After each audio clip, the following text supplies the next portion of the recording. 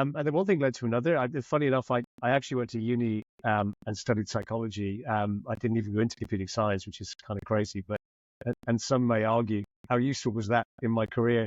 It's been very useful, let me tell you. Having a psychologist background has really helped. But I landed a role at a major bank, actually an American bank, but here in London. And I was replacing toner cartridges and doing what apprentices do. And then finally got into the team that managed, the Windows networks, the DOS as well back in the day in NT. And then got an opportunity to go into networking and into, creating firewall. Again, back then it was IP tables on Linux firewalls. But then got into, more of the modern sort of firewalls that we know today as time went by. And then got a great opportunity to join the vendor space, and which has always been an interesting space because I think in the cybersecurity arena, it was historically the most cutting edge place to be, right? If you worked for a security vendor who was kind of creating new products and innovating, you'd always find yourself sort of playing with the latest tool sets and doing the latest things. Now I think that has shifted massively. You can still be very innovative at a customer as much as you can at a vendor.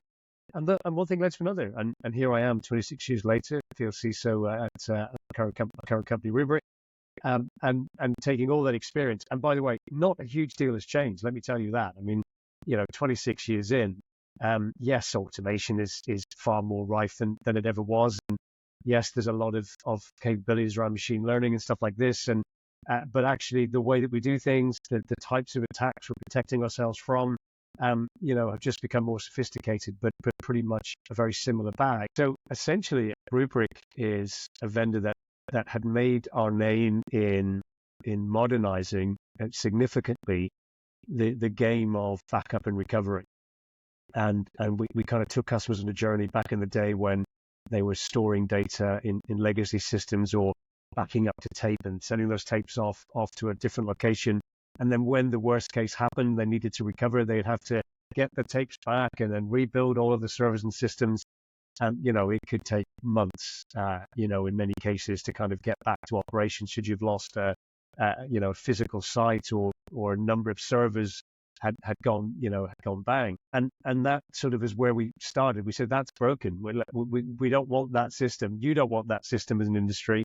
If anything goes wrong, you need to be able to spin it up within hours, if not sooner. And 10 years, we did that very well and became the success that we were.